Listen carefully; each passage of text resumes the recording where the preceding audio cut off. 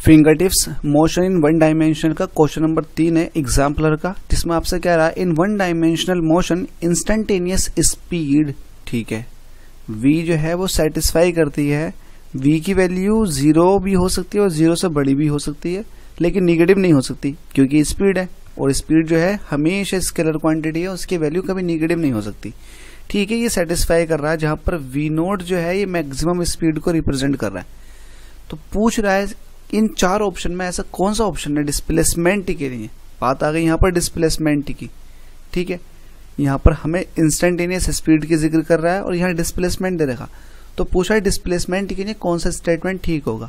देखिए, अगर instantaneous speed की बात करते हो तो टाइम इंटरवल मान लेते हैं t है आपके पास, किसी पर्टिकुलर टाइम t में अगर मैक्सिमम डिस्प्लेसमेंट की बात करोगे, क्या मैक्सिमम डिस्प्लेसमेंट की अगर बात करते हैं तो मैक्सिमम वेलोसिटी या फिर मैक्सिमम स्पीड इनटू टाइम, ये हो जाएगा।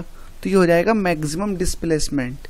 अगर मिनिमम डिस्प्लेसमेंट की बात करोगे तो इसी का नेगेटिव हो जाएगा। क्या हो जाएगा? मिनिमम डिस्प्लेसमेंट क्या हो जाएगा? वो हो जाएगा minus v nought into T.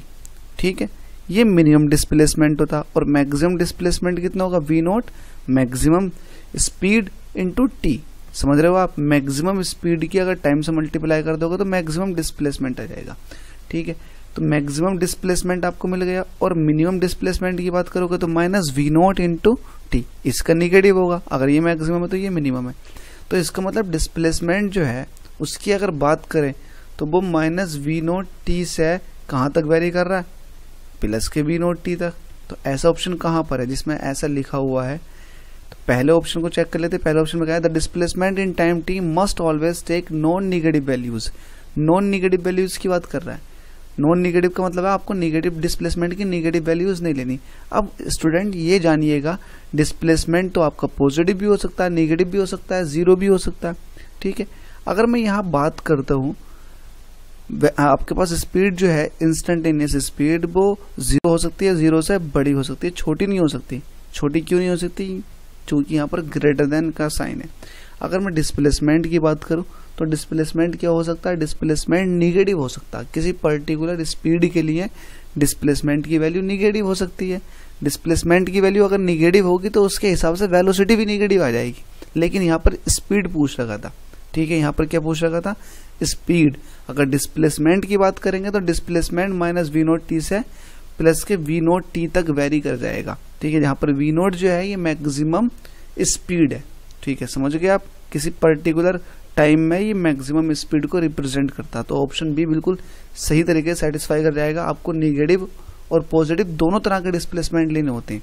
अब डिस्प्लेसमेंट दोनों तरह के लोगे तो डिस्प्लेसमेंट पॉजिटिव ये रहा और निगेटिव ये रहा, अगर आपको इंस्टेंटेनियस स्पीड देखनी है तो। ठीक है, तो ये इसका बिल्कुल करेक्ट ऑप्शन हो जाएगा। अगर यहाँ सी की बात करोगे, the acceleration is always a non negative number. अब देखिए, एक्सेलरेशन ये अपने आप में ये भी वेक्टर है। अब ये भी पॉजिटिव हो सकता है, 0 हो सकता है और निगेटिव हो सकता है। जब डिस्प्लेसमेंट भी चेंज हो रहा है, निगेटिव टू पॉजिटिव की तरफ को जा रहा है, तो आपका एक्सेलरेशन भी चेंज होगा, पॉजिटिव निगेटिव ये भी होगा। ठीक है, इसमें बोला D option, the motion has no turning point. भाई टर्निंग पॉइंट कैसे नहीं होगा? इंस्टेंटेनियस है तो टर्निंग पॉइंट होता है। जब टर्निंग पॉइंट होगा तो इसीलिए तो डिस्प्लेसमेंट निगेटिव हो सकता है। ठीक है, डिस्प्लेसमेंट की वैल्यू निगेटिव टू पॉजिटिव होती है टर्निंग पॉइंट की ही वजह से।